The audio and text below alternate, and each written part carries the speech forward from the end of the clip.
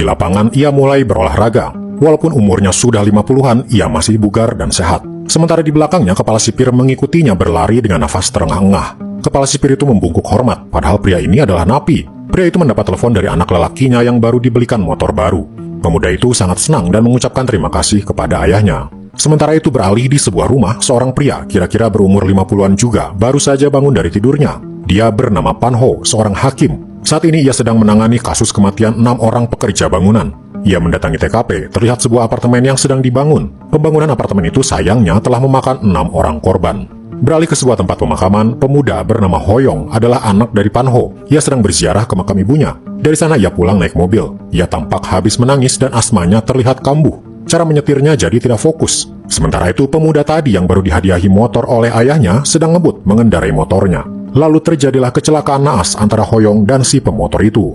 Dengan asma yang masih kambuh, Hoyong keluar dari mobil untuk melihat orang yang tadi ia tabrak. Keadaannya mengenaskan. Pemuda itu sekarat, nafasnya tersengal-sengal dengan cairan merah termuntahkan dari mulutnya. Naasnya lagi, ponsel si pemuda itu berdering. Dengan panik dan gemetaran, Hoyong mengambil ponselnya. Tertera nama ibu di situ. Hoyong merijek panggilannya. Ia langsung menelepon 119. Suara di seberang sana bertanya, apa yang terjadi? Tapi asma Hoyong semakin menjadi, nafasnya semakin pendek. Ia merangkak ke mobil mengambil inhalernya, lalu mencoba menelepon ayahnya.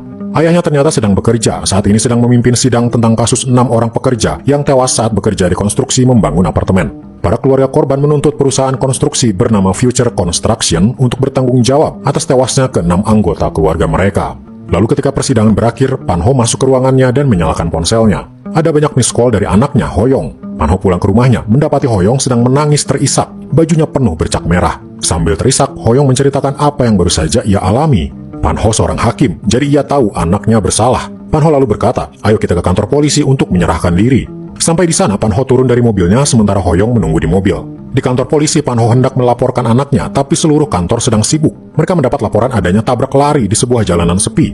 Tak hanya itu, di TV langsung diberitakan kasus tabrak lari itu.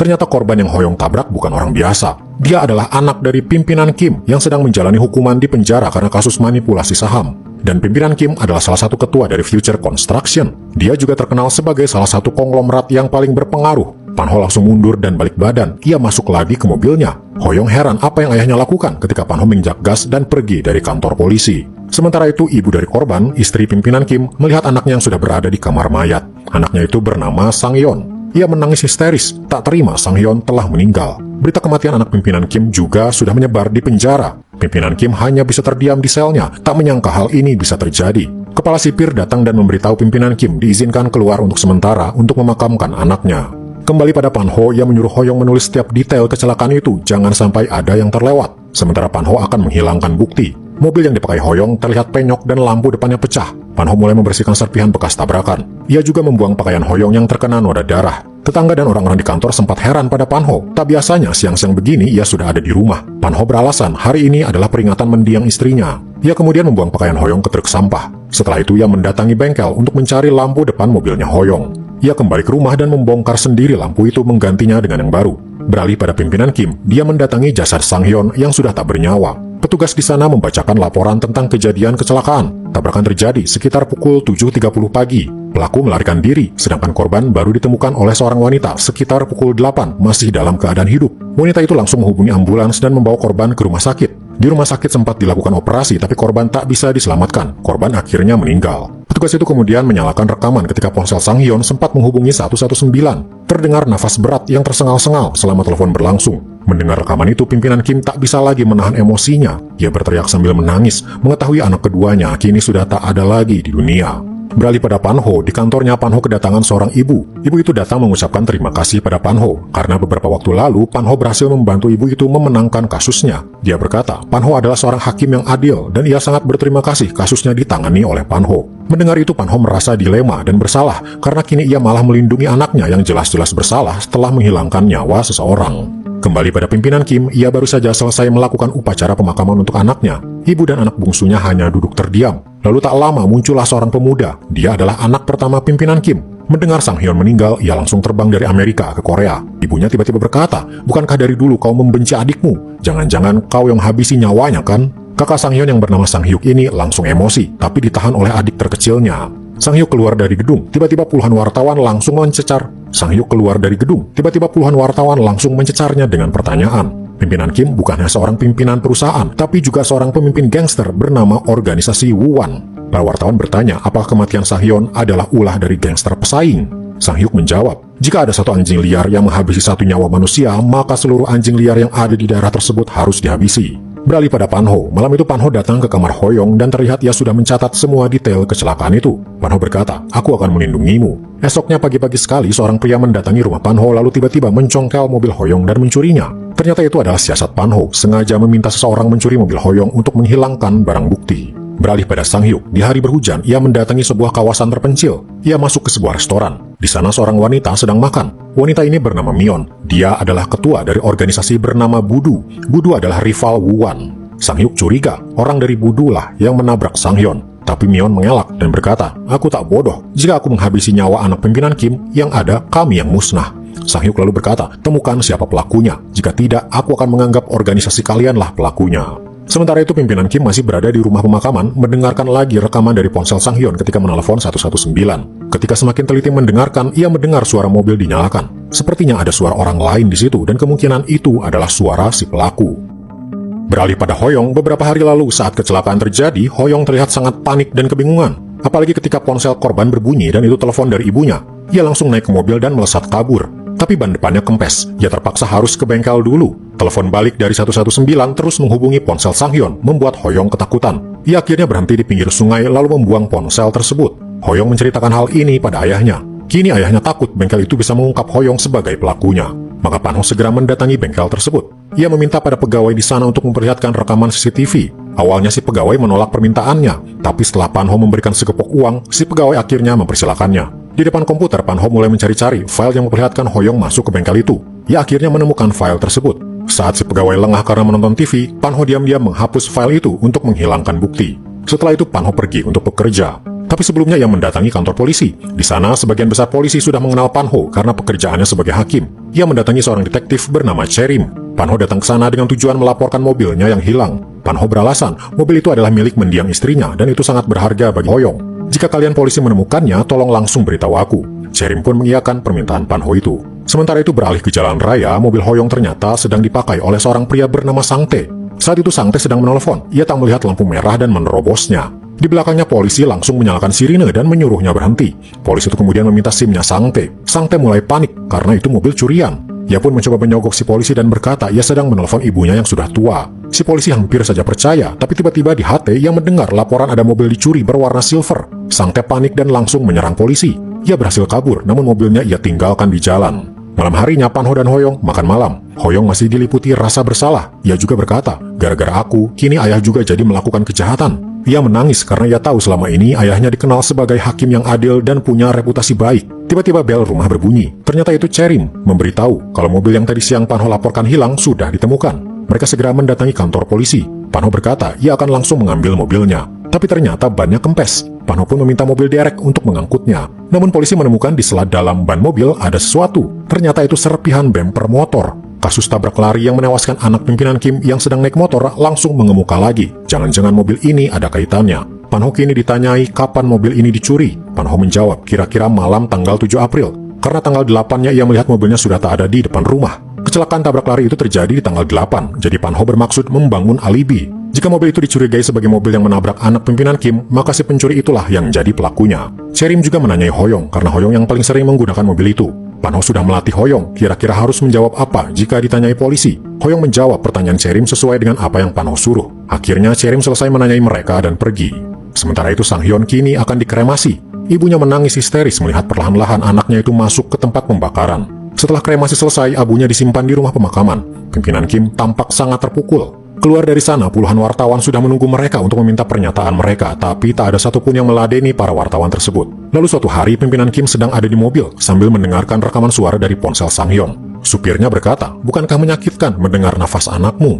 Pimpinan Kim menjawab, itu bukan suara nafas anakku, itu suara orang menderita asma. Hari itu ternyata pimpinan Kim mendatangi kantor polisi dan melihat mobil Hoyong yang masih terparkir di sana. Seorang polisi menginfokan, mobil ini dicuri beberapa hari lalu oleh orang bernama Sang-tae. Dan Sang-tae adalah anggota dari geng Budu, pesaing geng Wuwan.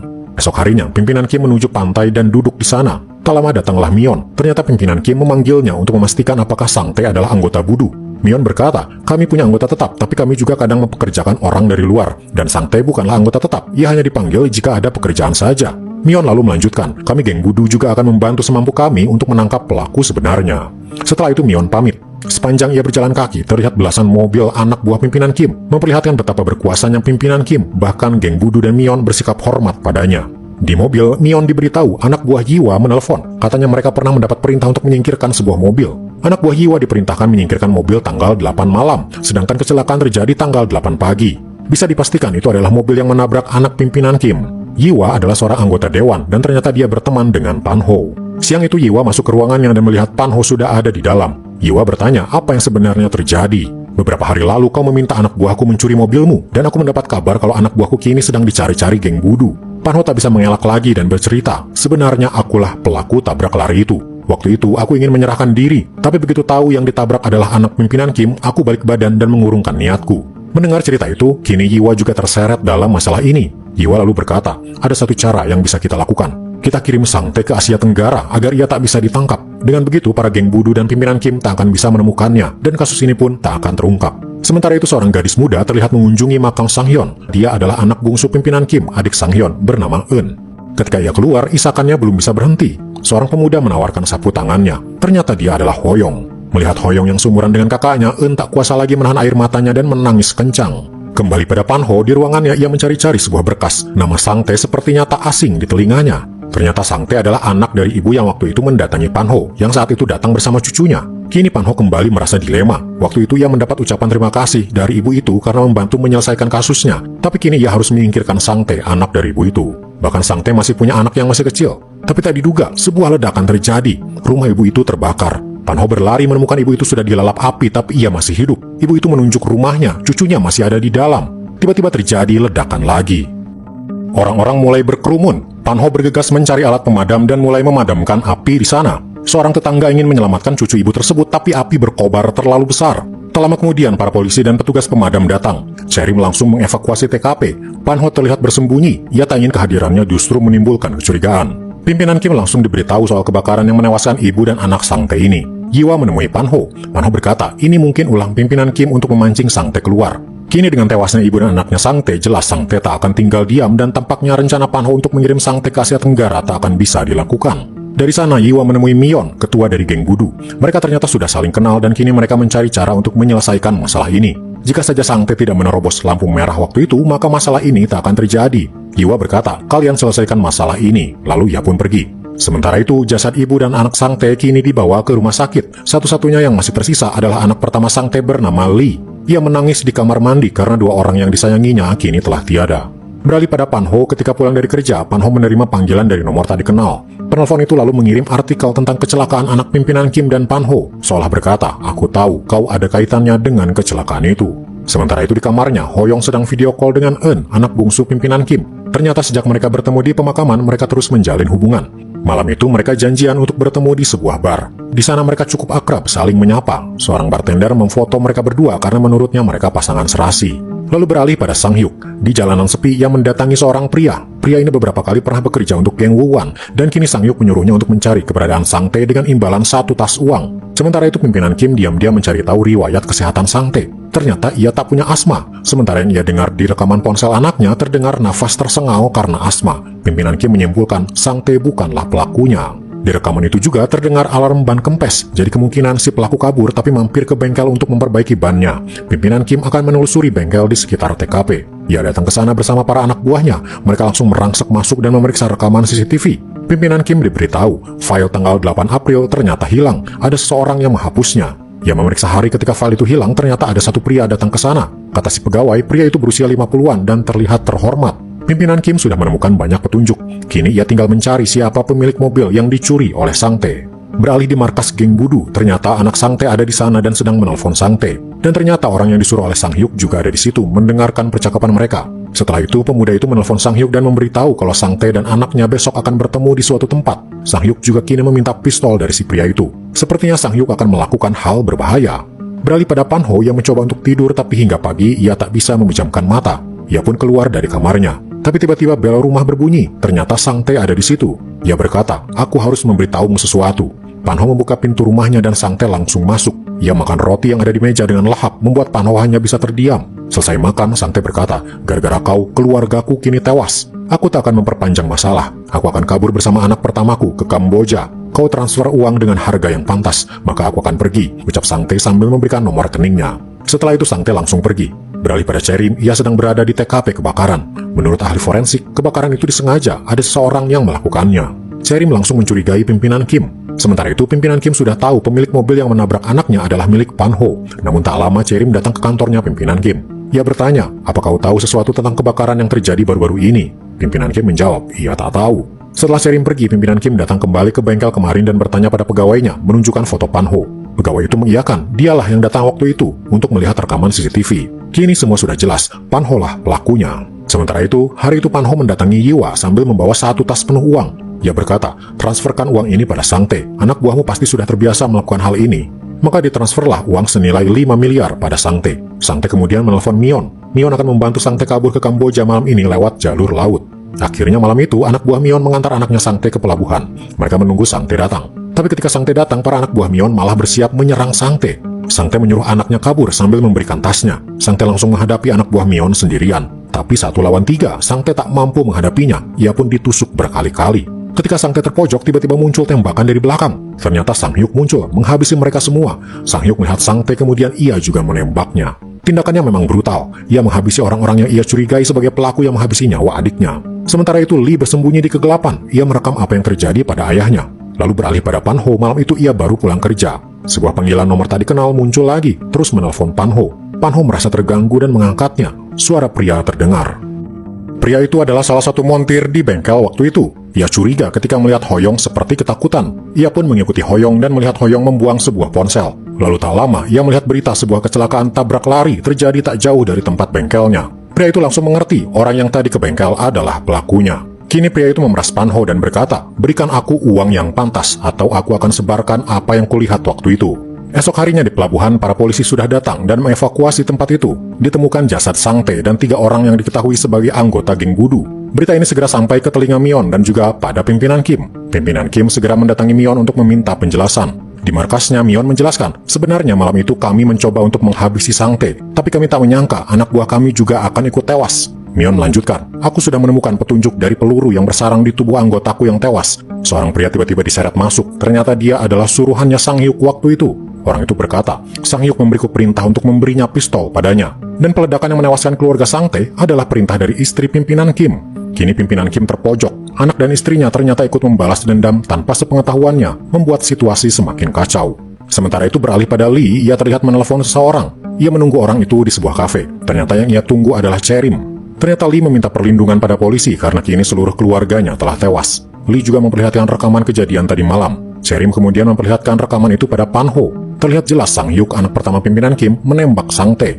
Cherim berkata, kini sudah jelas pimpinan Kim bermaksud membalas dendam pada Sang Tae. Kemudian beralih pada pimpinan Kim, diam-diam ia mendatangi rumah Pan Ho. Di rumah sedang tidak ada siapa-siapa. Ia masuk ke rumah Pan Ho dan melihat-lihat ke dalam. Ia sempat memeriksa kamar Hoyong. Di antara buku-buku terselip foto Hoyong dan Eun ketika di bar waktu itu. Tapi untungnya pimpinan Kim tak melihat foto itu. Pimpinan Kim duduk di sofa ruang tengah lalu merokok. Sementara itu di bandara, ternyata Sang Hyuk berniat pergi kembali ke Amerika. Ketika petugas bandara memeriksa paspornya, ternyata ada larangan untuk Sang Hyuk untuk terbang. Sang Hyuk sudah mulai curiga, jangan-jangan dirinya adalah masalah. Tak lama muncullah beberapa petugas keamanan, membuat Sang Hyuk makin panik. Ia langsung berlari menghindari mereka. Sang Hyuk hampir saja tertangkap, tapi akhirnya ia bisa lolos. Berita ini sampai ke telinga pimpinan Kim. Jika Sang Hyuk dilarang terbang, itu artinya pihak kepolisian sudah tahu kalau Sang Hyuklah pelaku yang menghabisi Sang Tae. Pimpinan Kim kini sudah kembali ke rumahnya. Ia kini mendatangi asisten istrinya yang disuruh untuk meledakkan keluarga Sang Tae. Pimpinan Kim bertanya, apa istriku yang menyuruhmu? Belum sempat ia menjawab, tembakan langsung bersarang di kepalanya. Sementara itu Sang Hyuk kini masih mencoba untuk pergi. Setelah gagal tak bisa terbang, ia akan mencoba jalur laut. Ia menghubungi rekannya untuk menyiapkan kapal untuknya. Tapi ternyata rekan Sang Hyuk adalah polisi dan kini ia ditangkap oleh Cherim. Cherim kini langsung memburu Sang Hyuk yang akan pergi dengan kapal laut malam ini. Sang Hyuk sampai di pelabuhan dan mulai naik kapal. Di tengah laut, tiba-tiba kapal patroli polisi menghentikan kapal Sang Hyuk. Ia tak bisa kabur lagi. Cherim membawa Sang Hyuk ke sebuah gudang dan mulai menginterogasinya. Ia memperlihatkan video Sang Hyuk yang sedang menghabisi Sang Tae. Sang Hyuk mengelak, itu bukan aku. Cherim tapi berkata, ada saksi yang melihat kejadian itu dan saksi itu dalam perlindungan kami. kau tak akan bisa lolos dari kasus ini. Lalu beralih pada Panho, ia kini mendatangi tempat si pria montir bengkel yang waktu itu menelponnya. Ketika menunggu di mobil, Panho mendapat telepon dari Cherim mengabarkan kalau Sang Hyuk sudah ditangkap. Lalu tak lama pria yang dicari Panho datang, tapi ia pergi lagi. Panho pun mengikuti pria tersebut. Tapi di belakang Panho ternyata asisten pimpinan Kim juga mengikutinya. Sementara itu Panho terus mengikuti si pria hingga sampai di sebuah gudang. Panho masuk ke gudang itu. Tiba-tiba si pria muncul membuat Panho kaget. Panho berkata, "Aku kesini untuk bernego denganmu." Si pria berkata, "Kalau begitu beri aku 1 miliar won agar aku bisa kembali ke negaraku dan hidup enak." Tapi Panho tak punya uang sebanyak itu dan meminta keringanan. Si pria tiba-tiba marah dan mencekik Panho. Tiba-tiba si pria ditendang, ternyata oleh asisten pimpinan Kim. Ia langsung dihajar hingga babak belur. Lalu muncullah pimpinan Kim. Panho berlutut di depannya. Pimpinan Kim berkata, "Kau menghabisi nyawa anakku. Bagaimana bisa seorang hakim terhormat memanipulasi kejahatan?" "Aku tak punya pilihan," jawab Panho. Pimpinan Kim mengacungkan pistol pada Panho. Panho tiba-tiba berkata, "Anak pertamamu Sang Hyuk tertangkap dan terbukti menghabisi 4 orang di pelabuhan. Hukumannya berat, bisa jadi hukuman mati. Aku bisa membantumu menyelamatkan Sang Hyuk. Jangan sampai kau kehilangan 1 anakmu lagi," ucap Panho memberanikan diri.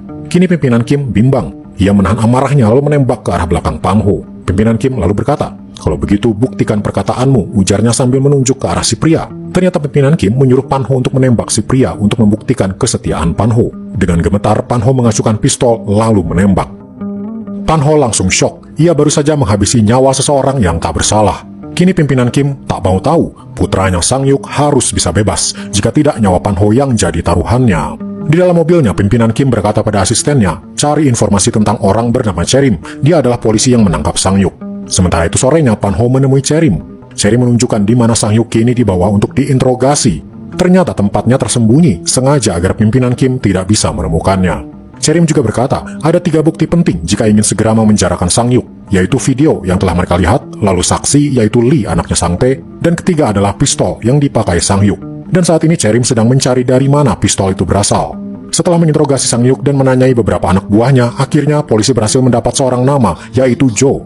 Jo adalah orang yang waktu itu Sang Hyuk suruh untuk mencarikan pistol untuknya. Tapi naasnya ketika Cherim dan rekan-rekannya menggerebek rumah Jo, ia sudah dalam keadaan menggantung dengan leher terikat. Seseorang telah menghabisi nyawanya.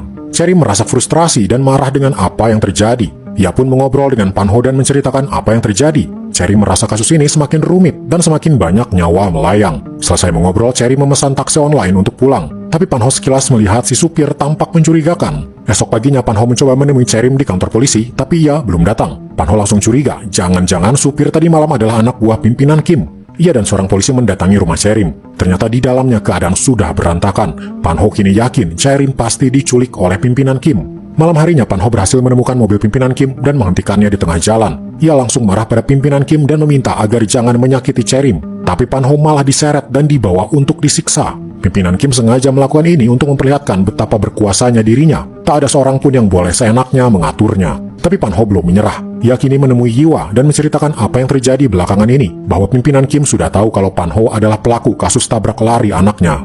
Yiwa punya rencana untuk balik menyerang pimpinan Kim. Yiwa mengontak pihak kejaksaan untuk membantunya. Seorang jaksa bernama Jaksa Kang datang ke kantor polisi. Dari sana Jaksa Kang mendatangi sebuah rumah yang ternyata itu adalah rumah pimpinan Kim. Jaksa Kang adalah jaksa yang membuat pimpinan Kim dipenjara beberapa tahun lalu. Dan kali ini Jaksa Kang menemui pimpinan Kim lagi. Jaksa Kang berkata, "Aku sudah tahu tentang kasus anakmu yang baru-baru ini." Jaksa Kang memperingatkan, "Bisa saja kali ini aku menjebloskanmu lagi ke penjara."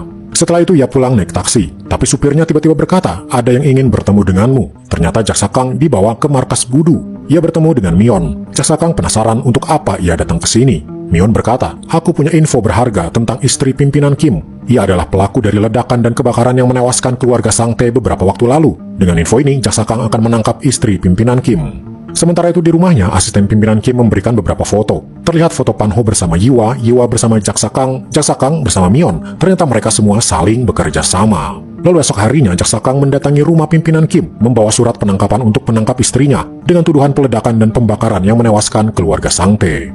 Pimpinan Kim segera menemui Panho dan meminta penjelasan, bagaimana bisa istriku tertangkap? Apa jangan-jangan ini bagian dari rencanamu? Panho hanya terdiam. Sementara itu istri pimpinan Kim bersikap tenang dan santai, seolah ia tahu suaminya pasti akan membantunya melepaskannya. Jaksa Kang mencoba mengintimidasinya dengan bukti video. Terlihat seorang pria menerima telepon, seperti menerima perintah dari seorang wanita. Tapi bukti video itu tidak kuat. Tidak ada bukti kalau istri pimpinan Kim langsung terlibat. Sementara itu, Pan Ho sudah beberapa hari ini merasa selalu diikuti oleh anak buah pimpinan Kim. Siang itu dia membahas kasus istri pimpinan Kim bersama rekan-rekannya. Di berkasnya terlihat kurangnya bukti untuk mendakwa istri pimpinan Kim. Waktu istirahat siang, Pan Ho mendatangi gym untuk berolahraga. Muncullah asisten pimpinan Kim, menyampaikan pesan kenapa istri pimpinan Kim belum juga dibebaskan. Pan Ho sampai diancam dan dihajar. Pan Ho berkata, aku harus mengulur waktu.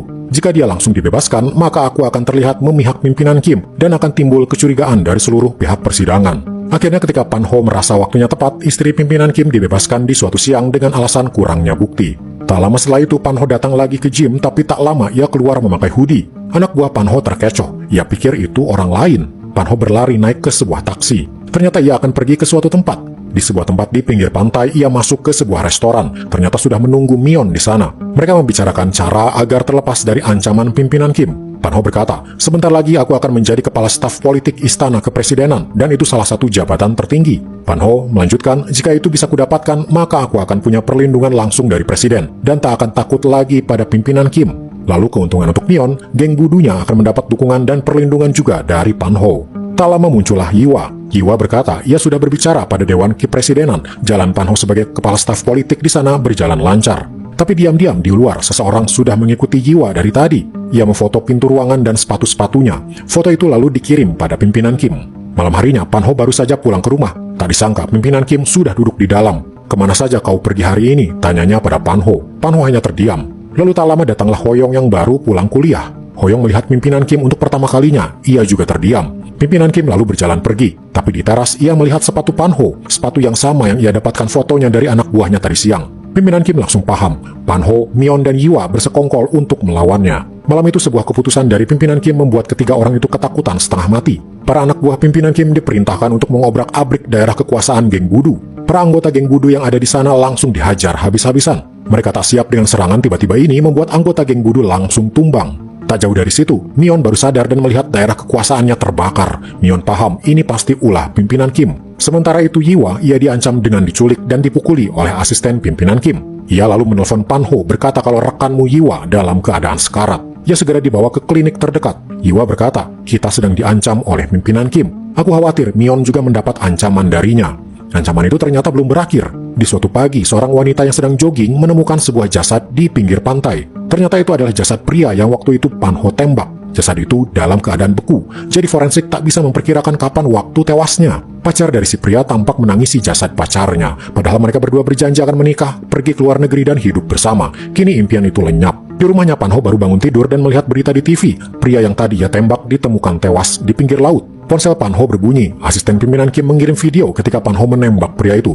Ternyata ada rekaman saat kejadian membuat Pan Ho tak berkutik. Jika video ini tersebar, ia akan tamat. 2 tahun lalu, hari itu adalah hari meninggalnya istri Pan Ho. Hoyong terlihat sangat terpukul. Pan Ho mengobrol dengan Cherim. Cherim berkata, aku merasa sangat bersalah. Sepertinya terjadi sesuatu pada istri Pan Ho sehingga dia meninggal. Tak lama setelah itu, Hoyong menjadi depresi dan minum obat tidur hingga overdosis. Untungnya ia segera dilarikan ke rumah sakit dan kondisinya bisa diselamatkan. Hoyong berkata pada ayahnya, ini salah kita. Kita tak bisa melindungi ibu. Kembali ke masa sekarang, Pan Ho kini sedang memimpin persidangan atas kasus Sang Hyuk yang telah menghabisi Sang Tae dan beberapa orang lainnya. Jaksa Kang menuntut Sang Hyuk atas tuduhan tersebut. Tapi pengacara Sang Hyuk membantah semua tuduhan dan berkata tuduhan dan buktinya tidak kuat. Persidangan itu perlu waktu, jadi Pan Ho belum bisa memutuskan Sang Hyuk bersalah atau tidak. Ditambah lagi dengan ancaman dari pimpinan Kim, ia harus membebaskan Sang Hyuk, kalau tidak nyawanya akan terancam.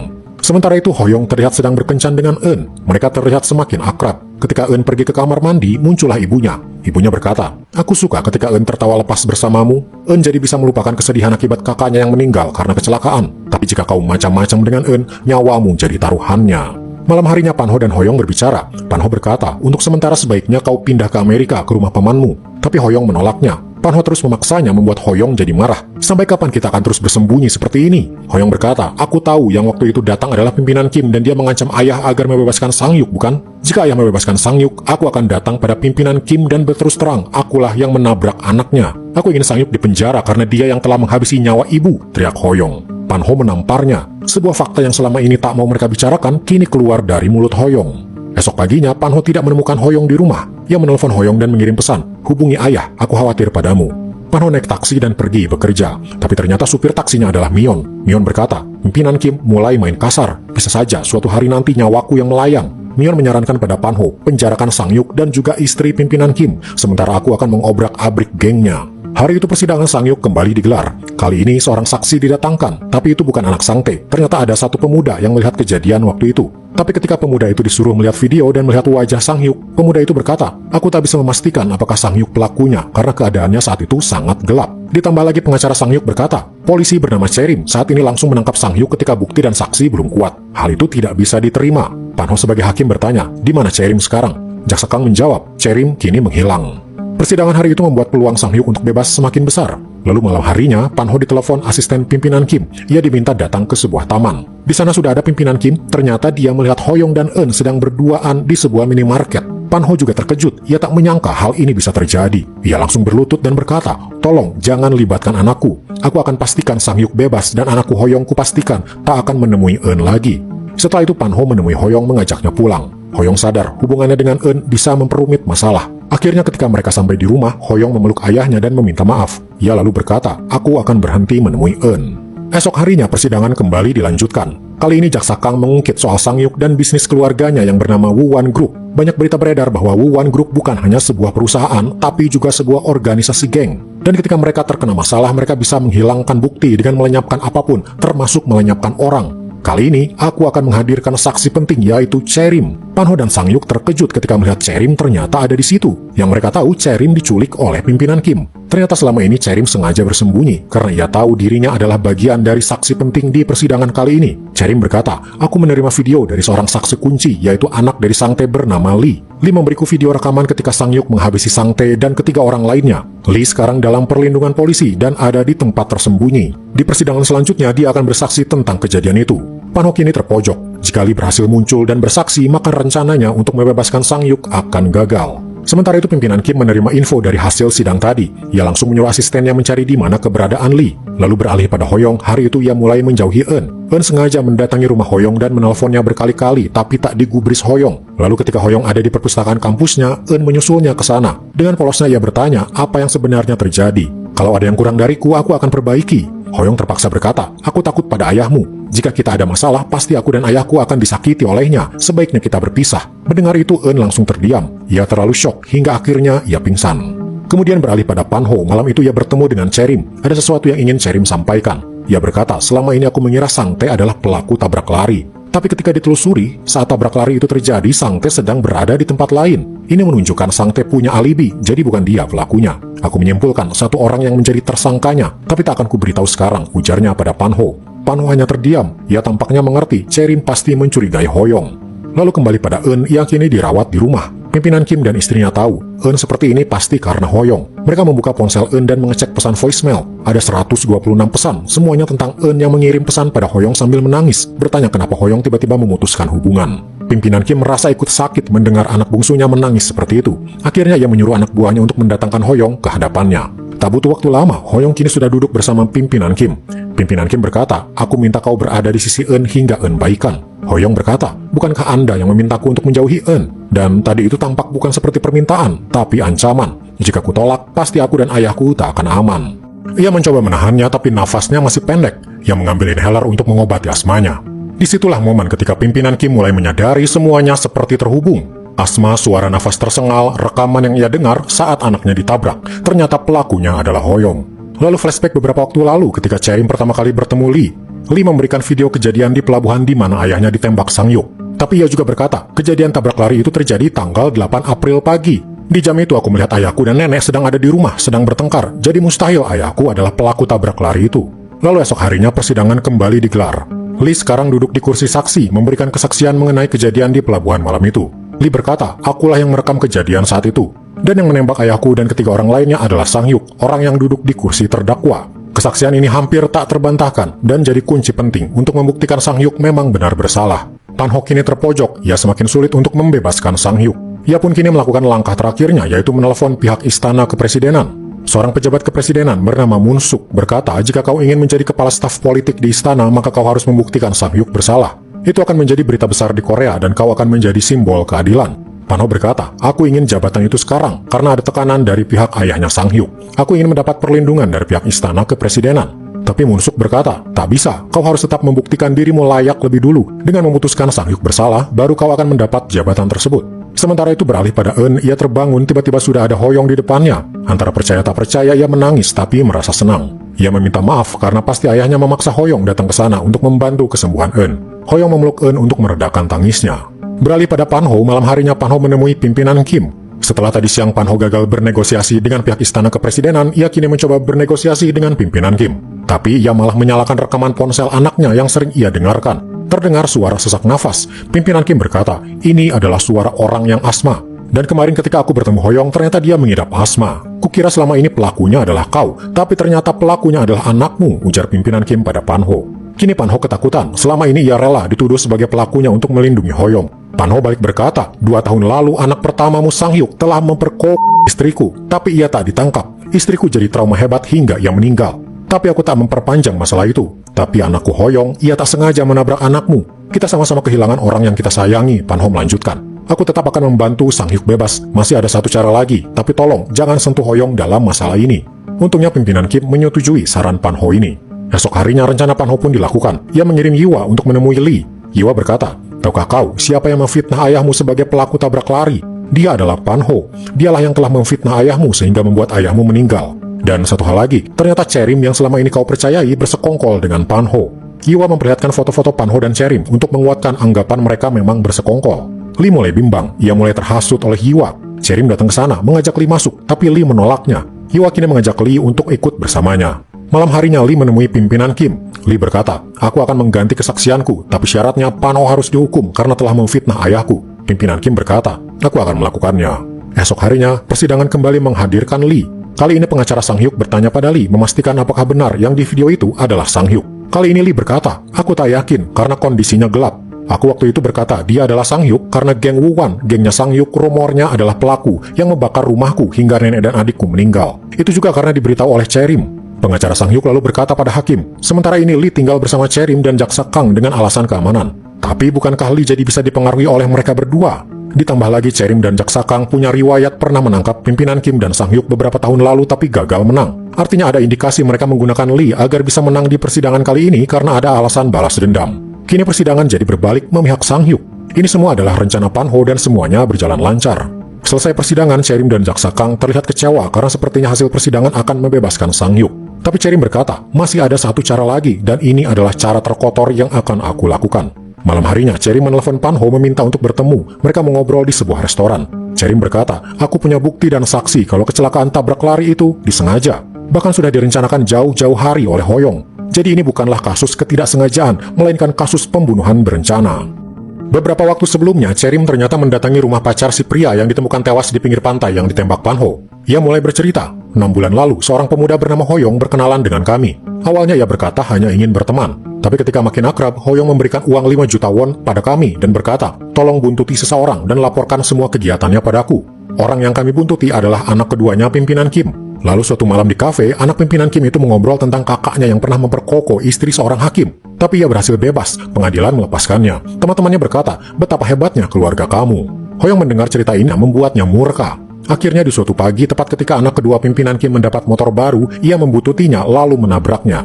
Jadi kecelakaan itu bukanlah kebetulan, semuanya sudah direncanakan Hoyong.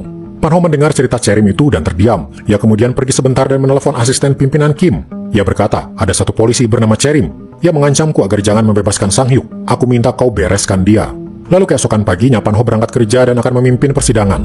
Tiba-tiba ia mendapat telepon dari Myon. Myon berkata, apa kau tahu, semalam anakmu mendatangi anak buahku dan meminta dicarikan pistol. Pan-ho terkejut, ternyata Hoyong akan bertindak gegabah lagi. Myon melanjutkan, ingat, kau harus segera naik jabatan menuju istana kepresidenan. Dengan begitu, anakmu tak akan bertingkah lagi dan pimpinan Kim pun tak akan berani lagi denganmu. Pan-ho sadar, jika Sang Hyuk dibebaskan, maka Hoyong kemungkinan akan tetap membalas dendam tanpa sepengetahuan dirinya, dan itu bisa berbahaya. Maka akhirnya ia memutuskan untuk bertemu dengan Munsuk, salah satu staf kepresidenan. Pan-ho berkata, aku punya cara untuk mengalahkan pimpinan Kim dan juga menghancurkan geng Woo-wan miliknya. Aku akan memberikan berkas kriminal pimpinan Kim padamu, tapi kau juga harus memastikan aku mendapat jabatan di istana kepresidenan sebelum persidangan Sang Hyuk berakhir.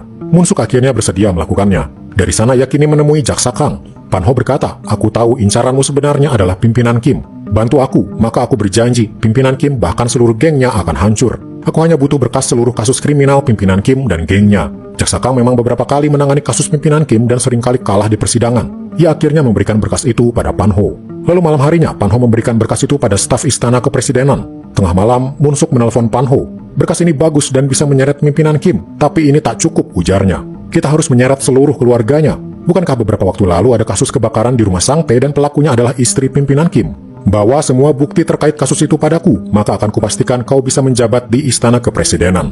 Bukti kasus itu kebetulan Mion yang memegangnya. Maka Pan Ho langsung menghubungi Mion untuk meminta bukti kasus tersebut. Di pinggir laut, akhirnya bukti itu berhasil Pan Ho terima. Ia segera naik ke taksi dan pergi. Tapi Mion tiba-tiba dihampiri beberapa mobil anak buahnya pimpinan Kim. Sementara itu, Pan Ho di dalam taksinya memeriksa semua bukti berupa foto dan berkas lainnya. Tiba-tiba taksinya dihadang para anak buah pimpinan Kim. Pan Ho diseret keluar mobil. Lalu muncullah pimpinan Kim. Ternyata selama ini pimpinan Kim sudah tahu kalau Pan Ho sering berkomunikasi dengan staf kepresidenan dan berniat untuk menjadi kepala staf urusan politik dengan cara memberikan berkas kriminal pimpinan Kim pada pihak Istana Kepresidenan. Pan Ho kini tak berkutik. Setiap langkahnya selalu dijegal dan digagalkan pimpinan Kim. Bukti dan berkas tadi langsung diambil olehnya. Pan Ho kini hanya bisa berlutut dan memohon, "Aku akan menanggung semua kesalahan," ujarnya. Sebenarnya di awal tabrakan itu terjadi, Hoyong sudah bersedia untuk menyerahkan diri ke polisi, jelasnya. Tapi ketika aku tahu yang ditabrak adalah anak pimpinan Kim, aku jadi takut. Akulah penyebab semua ini terjadi. Pan Ho memohon agar Hoyong jangan sampai disakiti. Namun pimpinan Kim mengacuhkannya, lalu pergi dari tempat itu. Sementara itu nasib Mion sangat tragis. Ia kini dibawa untuk dieksekusi. Ia dimasukkan ke dalam tong, lalu adukan semen dimasukkan ke dalam tong itu. Mion akan dihabisi dengan cara disemen. Pagi harinya adalah pagi di mana Pan Ho akan memberikan keputusan sebagai hakim apakah Sang Hyuk bersalah atau tidak. Jaksa Kang dan pengacara Sang Hyuk masing-masing memberikan keterangan terakhir sebelum Pan Ho membacakan putusannya. Lalu di saat yang bersamaan di pagi itu, sebuah mobil milik Cherim terlihat ditemukan tercebur ke laut. Ternyata waktu itu Pan Ho meminta asisten pimpinan Kim untuk menghabisi Cherim. Kembali ke persidangan, Pan Ho akhirnya memutuskan Sang Hyuk tidak bersalah karena kurangnya bukti dan lemahnya saksi.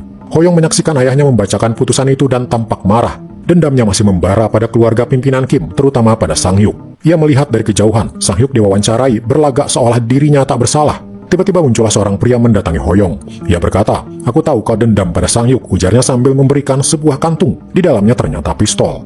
Tepat saat itu juga, Eun menelponnya, mengajaknya makan malam merayakan kebebasan kakaknya. Sementara itu pimpinan Kim mendapat kiriman video detik-detik sebelum Mion dieksekusi. Mion berkata, "Apa kau tahu, ini semua belum berakhir. Tabrak lari itu sebenarnya adalah pembunuhan yang sudah direncanakan. Pelakunya tak akan berhenti hingga dendamnya terbalaskan." Pimpinan Kim selesai menonton video itu dan merasa cemas. Asistennya berkata, "Kami sudah menelusuri tentang Hoyong, dan ternyata dia memang pernah bertemu dengan seorang pria bernama Tirab dan pacarnya, dan mereka sudah mengawasi keluarga Anda selama 6 bulan. Dia memang berniat menghabisi nyawa anak Anda. Dan kini orang yang telah menghabisi nyawa anaknya itu ada di depan matanya." Eun mengundang Hoyong untuk makan bersama. Pimpinan Kim menelpon Pan Ho dan berkata, "Aku sudah tahu kejadian yang sebenarnya kalau Hoyong sengaja menabrak anakku hingga tewas. Dan kini ia ada di rumahku bersama putriku. Apa sebenarnya tujuan anakmu ini?" Pan Ho berkata, "Tolong jangan sakiti anakku. Aku akan menjemputnya dan membawanya pergi." Sementara itu tak lama datanglah Sang Hyuk. Dia baru pertama kali melihat Hoyong dan menganggapnya seorang pemuda biasa. Tapi amarah Hoyong tiba-tiba memuncak. Orang yang telah memperkosa ibunya kini ada di hadapannya. Ia ingin segera menghabisi nyawa Sang Hyuk saat itu juga, tapi ia berhasil menahan emosinya. Ketika Hoyong ke kamar mandi, ia menyembunyikan pistolnya di pinggangnya. Lalu ia bergabung dengan keluarga Eun makan bersama. Istri pimpinan Kim mendapat telepon. Ia pun menjauh dulu dan menerima teleponnya. Telepon itu dari Jaksa Kang. Jaksa Kang berkata, "Kematian anak keduamu itu bukanlah kecelakaan, tapi disengaja. Ada orang yang sudah 6 bulan merencanakan untuk menghabisi nyawanya. Dia adalah Hoyong." Istri pimpinan Kim baru tahu soal ini dan ia sangat syok. Orang yang telah menghabisi nyawa anaknya kini ada di dalam rumahnya. Kembali ke ruang makan, Sang Hyuk mengajak Hoyong mengobrol dan bertanya, "Apa kita pernah bertemu sebelumnya?" Hoyong mulai tersulut lagi emosinya. Ia berkata, "Kita pernah bertemu 2 tahun lalu. Saat itu kau baru diinterogasi karena kasus memperkosa seorang wanita. Tapi karena kau dari keluarga Kim Woo-wan, kau bisa dengan mudah bebas." Wanita itu depresi hingga akhirnya dia menghabisi nyawanya sendiri. Nama wanita itu adalah Eun Hye dan dia adalah ibuku. Pimpinan Kim mencoba menghentikan Hoyong, tapi Sang Hyuk memperparah situasi. Dengan cueknya dia berkata, Hoyong marah dan berkata, "Bagaimana bisa kau tidak ingat kejadian yang membuat ibuku menderita hingga akhirnya ia mati?" Hoyong langsung mengambil pistol di pinggangnya dan mengarahkannya pada Sang Hyuk. Eun yang paling terlihat syok. Ia menangis dan mencoba menenangkan Hoyong. Eun bahkan mengarahkan pistol Hoyong ke dirinya sendiri. Sementara itu di luar, Pan Ho baru saja sampai, langsung mencoba untuk masuk. Tiba-tiba terdengar tembakan dari dalam rumah. Terlihat Sang Hyuk tertembak di bahu, tapi ternyata Hoyong juga tertembak di perut oleh istri pimpinan Kim yang muncul dari belakang. Hoyong mencoba menembak lagi, tapi ia langsung ditembak bertubi-tubi. Ia langsung jatuh terkapar. Asisten pimpinan Kim mengambil pistol dari tangan istri pimpinan Kim. Eun yang gemetar hebat perlahan mendekati Hoyong. Dengan nafas pendek, Hoyong meminta maaf pada Eun. Lalu muncullah Pan Ho melihat anaknya kini sudah tak bernyawa. Pan Ho terlihat syok. Ia tak marah, juga tak menangis. Bahkan ia tak tahu harus melakukan apa melihat Hoyong yang sudah tak bergerak. Para polisi segera datang dan mengamankan situasi. Kejadian itu langsung diinterogasi oleh polisi. Yang menembak Hoyong sebenarnya adalah istri pimpinan Kim, tapi asisten pimpinan Kim mengaku dialah yang menembak. Ia sengaja menghapus sidik jari istri pimpinan Kim dan membuat dirinya bersalah. Beberapa waktu setelah kejadian itu, pemakaman Hoyong pun dilakukan. Pan Ho hanya bisa duduk terdiam. Jaksa Kang muncul dan mengobrol sebentar dengannya, lalu ia pergi lagi. Abu kremasi Hoyong kini akan ditebar ke laut. Eun datang dan menyampaikan ucapan terakhir. Di antara semua kejadian ini, Eun adalah orang yang tidak bersalah, tapi ia ikut terseret menjadi bagian tragedi yang mengenaskan ini. Di suatu malam ketika orang tua Eun mengira Eun sudah tertidur, ia bangun, lalu tiba-tiba mengambil obat tidur yang ia punya dan memakannya sekaligus. Pimpinan Kim terkejut mendengar suara berdebum dari kamar anaknya itu, yang ke kamar Eun melihat anaknya sudah tak sadarkan diri. Eun dilarikan ke rumah sakit. Hasil pemeriksaan, Eun overdosis obat dan perlu waktu lama untuk ia bisa pulih. Waktu pun berlalu. Di suatu hari pimpinan Kim sedang menyendiri di tepi pantai. Datanglah Pan Ho. Mereka mengobrol tentang kejadian yang selama ini terjadi. Pimpinan Kim bertanya, "Apa kau masih akan membalas dendam padaku?" Pan Ho menjawab, "Aku tak akan melakukannya. Cukup sudah. Aku akan bertobat atas apa yang sudah kuperbuat." Pimpinan Kim kemudian bangkit dari duduknya lalu ia pergi. Dan film pun selesai. Nah itulah guys seluruh alur cerita dari drama Your Honor. Dendam memang seperti bola salju yang bergulir. Awalnya kecil, namun jika dibiarkan akan terus membesar dan jadi tak terkendali, bahkan akan melumat habis apapun yang dilindasnya. Dendam itu hanya akan berhenti jika orang tersebut bertobat dan mengikhlaskan apa yang sudah terjadi. Semoga film ini bisa menginspirasi kita semua. Oke, terima kasih untuk